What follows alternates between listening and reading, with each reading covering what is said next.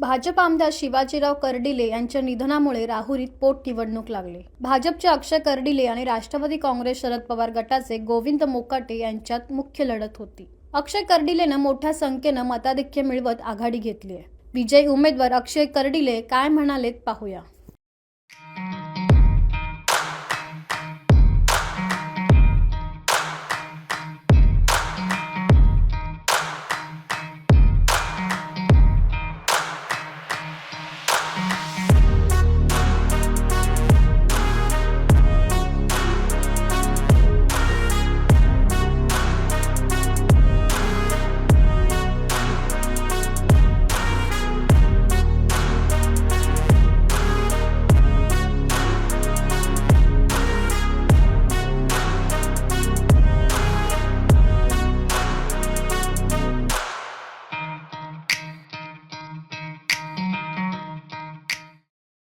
या क्षणामध्ये माझ्या मनात पूर्णपणे दुःखी आहे ती म्हणजे माझे वडील आदरणीय आमदार शिवाजीराव कर्डिले साहेबांनी।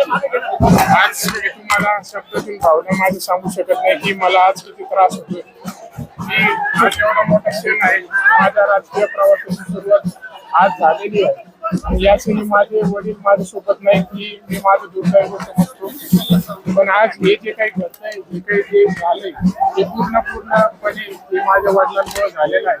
त्यांनी गेल्या 30 वर्षापासून रक्ताचं पाणी केलंय, रात्रीचा दिवस एक केलाय, सर्वसामान्य जनतेमध्ये राहिले, त्यांची कामं केले, सुखदुःखामध्ये गेले, सर्व काही जनतेसाठी त्यांनी त्यांचं पूर्ण आयुष्य शेवटच्या श्वासापर्यंत समर्पित केलं। आणि आज त्याचंच फळ म्हणजे गेल्या 6 महिन्यापासून या जनतेने मला काही एकट्याला सोडलं नाही। ही जनता माझ्यासोबत कुटुंबातल्या सदस्यासारखी खंबीरपणे 27व्या आणि अंतिम फेरीचा निकाल मतदान केंद्र क्रमांक 18 आणि मतदान केंद्र क्रमांक 70 या दोन मतदान केंद्रातील मतमोजणी बाकी आहे। मतदान झालंय हे 27व्या फेरी अखेर मतदान केंद्र क्रमांक 365 ते 374 चा निकाल। ही भावना त्यांनी 23 ला व्यक्त केली ना। या फेरीमध्ये मिळालेली मते 4483।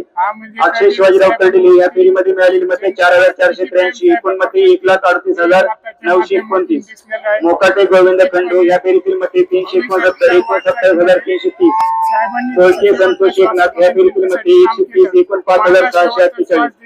ऍडव्होकेट अथर्व साहेबराव मते या फेरीतील मते 12, एकूण 1137। रावसाहेब सदाराम केवरे या फेरीतील मते 19, एकूण 7,226। सुरेबान आलायपुरी गटातील लांबे या फेरीतील मते 20, एकूण 1,357। आपके महेश केशव या फेरीतील मते 16, एकूण 2,035।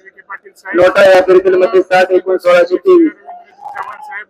फेरी क्रमांक 27 मध्ये मोजलेली मते 5,109, एकूण मोजलेली मते 1,85,285। मतदान केंद्र क्रमांक 18 आणि मतदान केंद्र क्रमांक 70 याची मतमोजणीची प्रक्रिया चालू आहे। मान सन्मान ठेवला आणि यामधून इच्छा असताना देखील अर्ज भरला नाही, त्याबद्दल मी त्यांची मनापासून आभार व्यक्त करतो। तुम्ही भेटायला जाणार आहात, म्हणजे आभार मानण्यासाठी भेटायला जाणार आहात? मला कुठल्याही प्रकारची अडचण नाही, मी 100% त्यांना भेटेन।